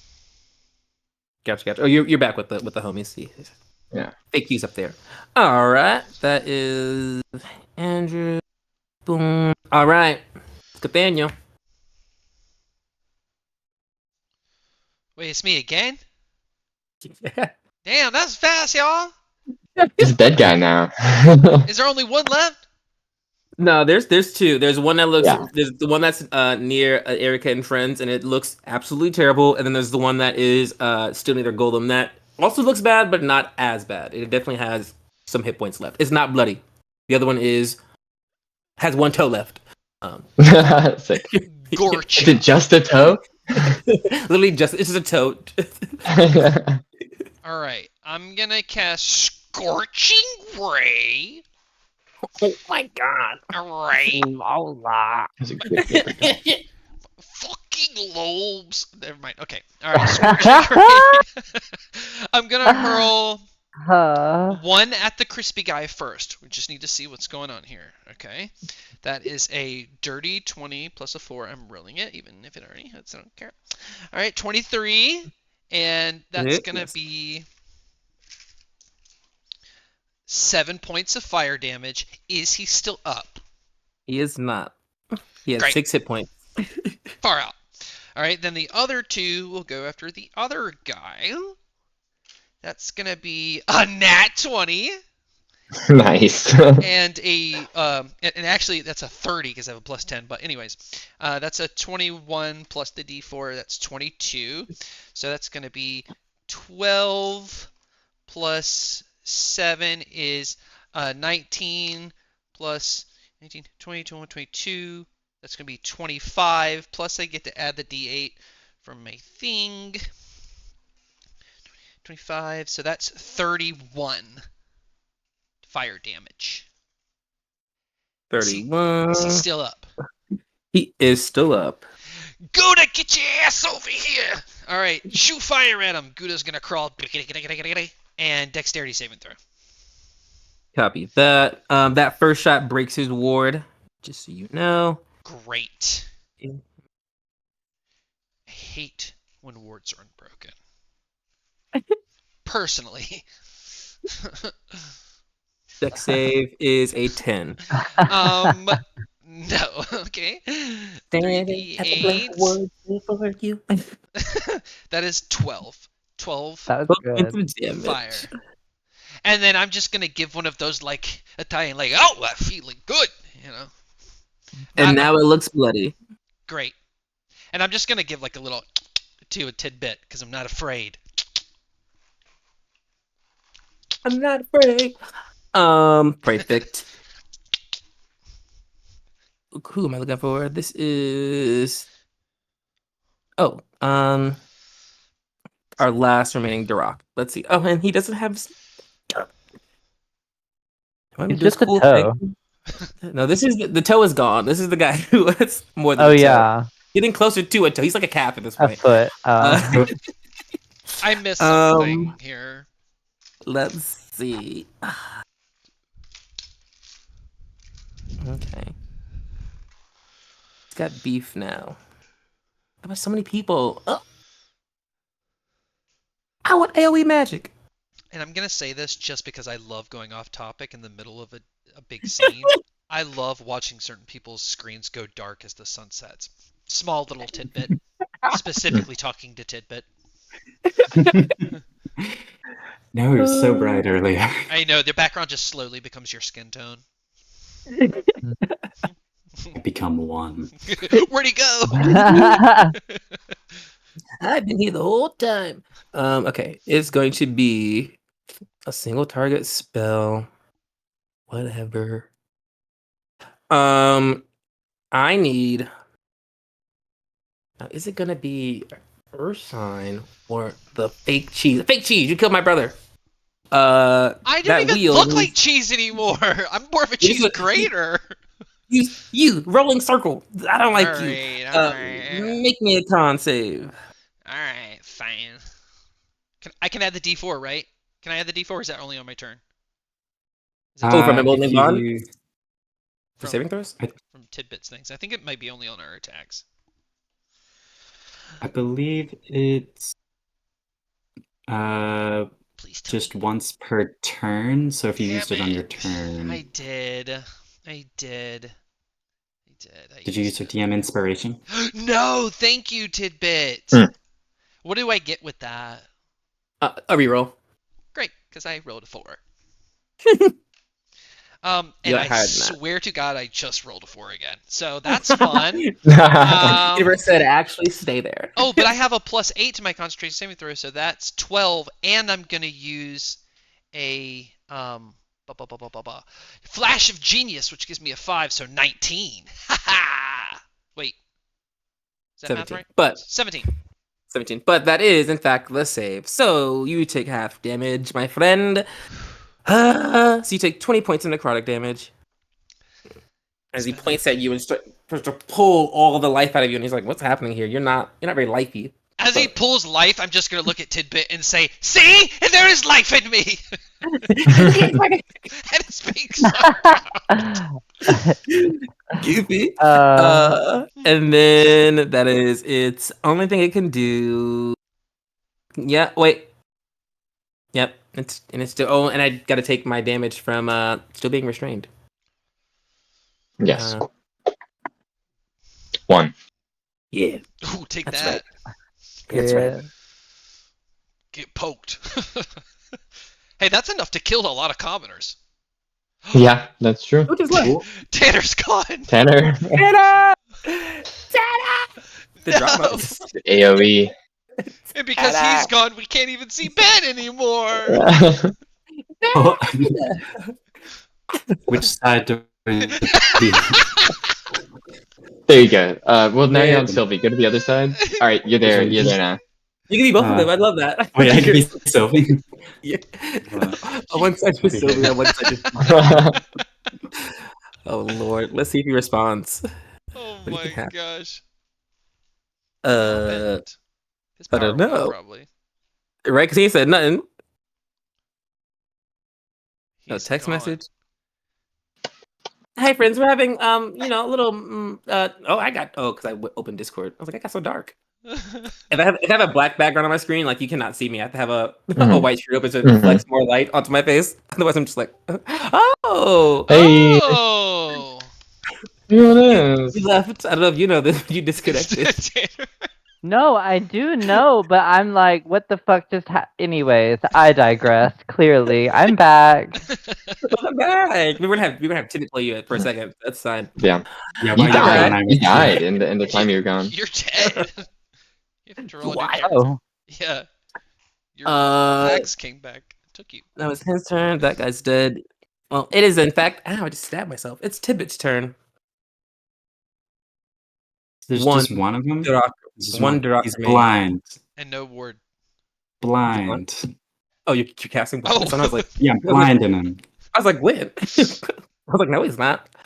No, he's about to be. Constitution save. Con save. Con. Oh, okay, a +1. Mm-hmm. Mm-hmm. A 12. No, he's blind. That's rude. He already was restrained. He literally started to say, why are you this man? No, that's fine. Okay, he's blind. They shot Bye. first. He had no ass to begin with. That was Tidbit. Now it's Tanner. Welcome back. He's blind. He's restrained. He's there. okay, Yeah, mushroom well, I guess I'll just like run up on a bitch. Go to the other And- side, then you get advantage because he's flanked. Yeah, I'll do that. Even though, didn't we already have an advantage because he's restrained? Yes. Oh. And from He's advantage blind. because he's restrained, and also advantage because he's blind. Period, 25! Yeah. Really hard to miss. Lord. Oh, Alright. shoulder. So that will be 7 plus 9 is 16 bludgeoning damage. 4 plus 3. 7 necrotic damage. And 6 plus 8. 12 fire damage. All right. And then for my second hit, that would be 19 to hit. That hits. Yay. For 13 bludgeoning and 8 necrotic. Ooh, a toe. He is a toe. Put a ring on it. All right. That is Tanner, and it's gonna be Erica. Oh my god. Oh, I and he's know- frightened. Oh. Sorry. That's right. Yeah. I know that you guys are going to be able to finish him off, so this might be a long shot. And I don't really have like any spells or anything I can do, but what Des wants to do is she wants to walk over to this golem gargantuan creature. And she's just going to kind of place her hands on it and like also like her forehead in on it. So just kind of like leans into it. And she has such a strong connection with nature, and the vibe that she and the party have been picking up on is the fact that it's being hurt in some way because of this. And she's trying to use, I don't know, like her druidic energy or just like her comforting, empathetic self to just channel some comfort into this being. She can't do anything to heal it if it's injured at all or anyway, but it's just a comforting gesture, I guess, that she wants to make is my whole action for this turn. Yeah, make me a. Ooh, what's a vibes check? Let me get insight. Give me a wisdom saving throw. Let's just do that. No, I had a nat 20 on my insight. So we'll take. You use the same roll. It's a net. You get a nat 20 on the wisdom save. As you put your hands on it, you put your head on it, and the first is like the shock of cold. You know, putting a piece of cold to your head, and you're just like whoa. But then you like in that chill, you have this very stark memory of a conversation you had with your great great grand, when she was delivering a message from you, a message through you to Ursine, which was the daughter you seek is in the enemy you know, and that was a little not like ambiguous, but like what does that mean? Like is it the same person? And then you're sitting here, you put your head to this thing, and it plays to your brain again. The daughter you're looking for is in the enemy you know, and as you put your hand on there, you feel it's psychic. You feel a scream, a scream of pain. Not that it's yelling at you, but that it is just yelling. And you are the first person who you've heard it already, but it now knows that you can hear or feel its pain, or that you care that it is experiencing this. But you feel that this whatever is inside of this thing is in an extreme amount of pain, either from this or just for existing this way. But there is hurt there, and it feels heard for the first time in a long time, which is nice. Andrew, from the Druid to the Ranger, I'm gonna keep shooting Bluey.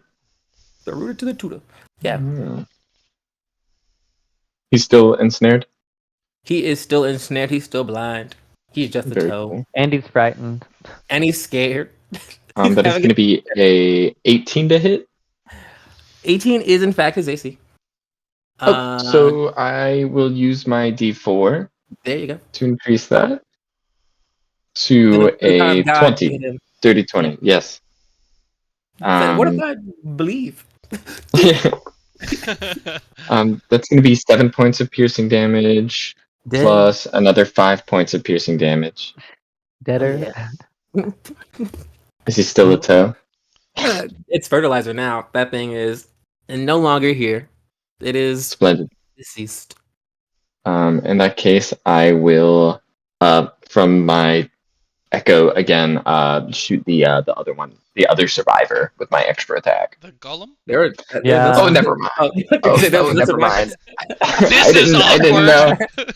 I was just so focused on Blue. I've been hunting you this whole time. Right, are we still in initiative though?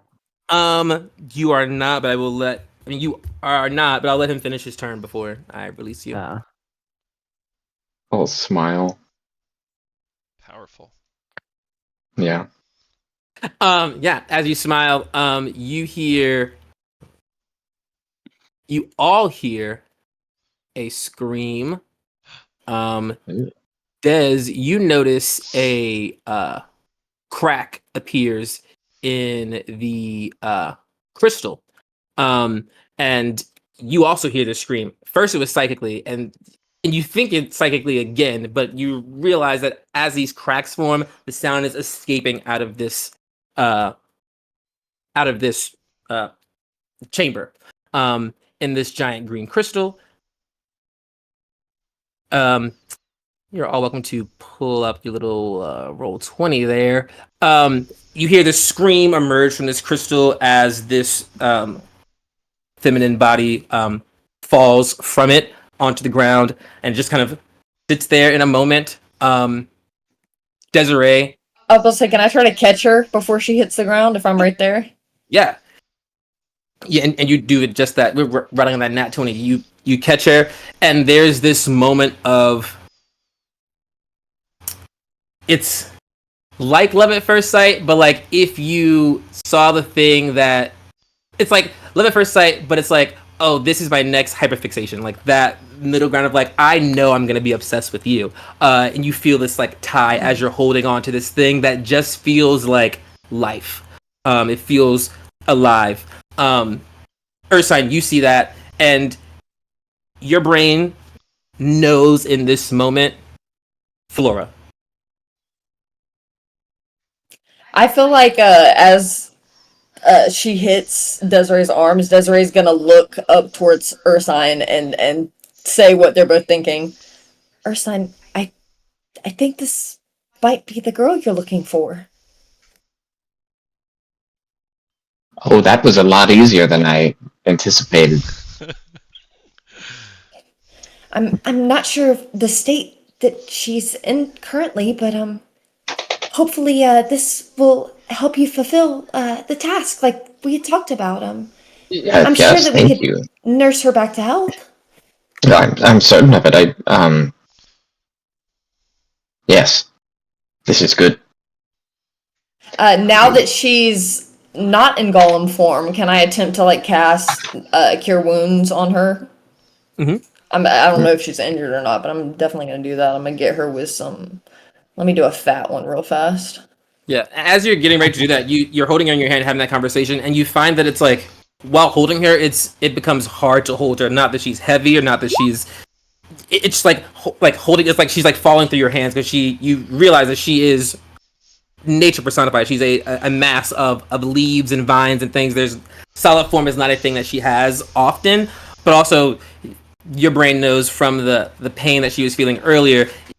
It's hard for her to hold on to this physical form, so she's like falling out of your hand. So you place her on the ground, and you do cure wounds. You see flowers start to grow around her, like a really really pretty version of like a chalk outlining. It's like flowers grow around the edges of her body. They're all different colors. There's like life around her, and it is a stark difference from everything else you see around this place, which to you would be interesting because they are supposed to be the same. Like she is a earth quasi deity. This place is a place of earth, but these two things are almost like polar opposites of each other. Where she is grass and life, the fungal queen is rocks and undead and fungal. It's like they're just like different sides of the same coin. And she's losing this fight. You can tell. And so you pump it into her. You see these flowers grow up, and they stay up for a little bit, and they start to slowly change color and wilt. But she still looks. There's heavy breaths. You hear her chest kind of rising and falling. She looks up at you and also sees Ursine, and she's like, "Are you my mother?" And her eyes kind of just like heavy and weak, and she's staring up at you. Um, no, but maybe I know her, or Agapa's been looking for you, Flora. I've been here for so long. I was so lost. I'm sorry. I failed. What did you fail? I see no failure. She kind of like turns her head to the sides and looks around, seeing the party, but looking at the landscape. I see nothing but failure. I was supposed to cultivate this place, and the moment I arrived, I was turned into something else, and I feel so weak. I feel Plant like growth. Plant growth. The second she says that, plant growth. uh, you start to push magic into her. Thank you. They took so much power from me, and it hurts. I feel them still taking it. Thank you. I don't know who you are or how I can thank you. Did you say Flora? I Yes, that's who I presume you to be. think that's my Just name. good, because I was kind of hoping that it was you. Just based off of instinct. Um, My name is Desiree, and this is Ursine, and not to be a burden, but if you gave me at least 8 hours, I could probably make you feel a lot better than that. I have all the time in the world. I guess. I have the others arrived. Have you seen? Oh, we're right here. Hi. Hey. Greetings. Do you mean like other of the the people who were here? She looks at uh, Sylvie and Tidbit. There's something extra about you two, but I don't know you. No, my siblings, my family, they also were sent here. And Oh, have you seen anyone else? I wouldn't say they're like me. I'm one of a kind. But they are as weird as I am in their own way. No. I have to look for them too. Is that a question? Yeah, I was just Yeah, it was. It's just like I got one task. Like, yeah, I'm in the Fey world, and now I have a task. I was like, oh, retirement, and they were like, hey, you gotta find Flora, and I was like, okay, well, that's another thing, but I guess I can do it on the way. And now it's just more things. I mean, it's just how like I'm just gonna die one day, and it's gonna be in the middle of an adventure. I just want to go to the fantasy Bahamas. If Oh, it makes you feel a little bit better, Ursina, she did specifically say she only wanted you to find Flora, but then if she she probably forgot. She probably forgot about the other ones, and oh boy. You seem overwhelmed, Ursine. I am. But it's okay. We're gonna. Cha cha cha. She said you would meet me, but those who met me when I arrived were not this kind. They. She looks and sees the bodies of those who held her prisoner. They wanted my power, but they did not want me. So they took it. And I couldn't stop them. I was just too weak when I first arrived, and they. I don't even know how long I've been here. I was the last to arrive, so. I don't know if this has been asked yet, but is this our primordial prince, Beth? Oh no, this is Flora. Uh, Ursine? Perhaps yes. they may be one and the same. Yeah. Hi, Flora. Why? Are you a primordial not? prince? I am not. I know that name. I know of them. I am of them, but I am not a prince. We were all sent here, though. The daughter of Talos, the son of Flare, the child of Typhoon. We should all be here.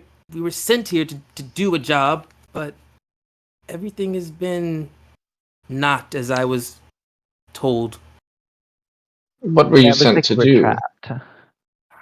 Well, we're supposed to prepare our way for our parents, but it seems that maybe the people here don't want our parents to return, or I don't know.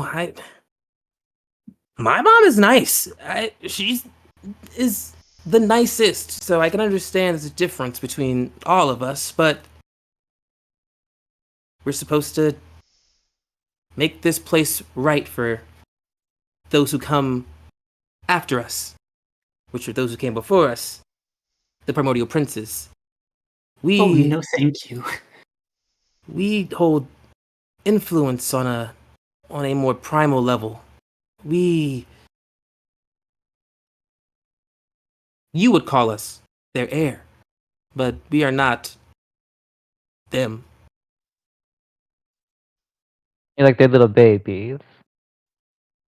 So they're not here yet. They can't come here. Not the way this place is. That's why they sent us to to prepare it, but I didn't expect this. This is all wrong. Why is it so? And by prepare, what exactly do you mean? Well, Laura, I hate to break it to you, but based off of some of the names that you said earlier, I think you've been trapped for a very long time. I think maybe some of these people that you're waiting on or these things that you expected to happen may have happened, but it's been years in the past. oh, I. Perhaps you're right. I don't know, but I should have been the last or the first. Ah, there are things that are just so wrong in my head. It's Oh all no, mixed up. it's not just in your head. It's this whole world. Trust me. Yeah. It's very confusing. Ursine, you've heard someone say that before as well. Uh, that's how Yeah. Agba the crone speaks. Uh, but I I had a mother, but I also had a father. But that can't be right. I should have had one. There's always just one. Well, let's take a moment. We'll find some time, safe place, and rest. And I can hopefully take you to Ogba, and we can speak and hopefully recollect ourselves. Mm. That is the name of my mother, and his name was Teros. And uh, uh, Erica, I was like, character name. You know that Teros canonically is the primordial prince of Earth.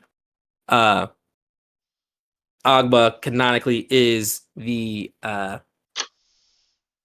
tree god of wisdom, which also is an Earth-based deity. Uh, Ursine, make me a wisdom saving throw with advantage.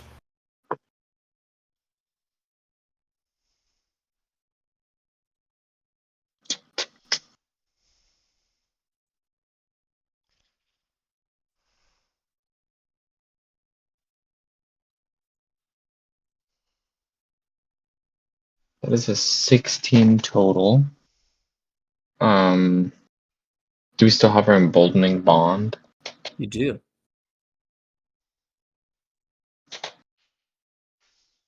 Dirty 20. Yeah, it was. I think as you pull on that bond, I also think it was Tippett who said it, or Sylvie, one of them, who's mentioned that these things may be the same. And in this moment, your brain is getting to that place of the connection between Teros, the primordial prince, Agba, your patron who has a split personality, Flora, the name that you first connected with, Penelope Flora, now knowing that is this other Flora. There are these consistent inconsistencies you're seeing of these like two worlds that are being mushed together, and it is deeper than just Agba. It's also you're recognizing that Agba and Teros are the same, but you know that Agba cannot be Teros because you talked to Agba. She's not locked away somewhere else. Agba's So they're Agba, like yeah. these stories are same but different and somehow.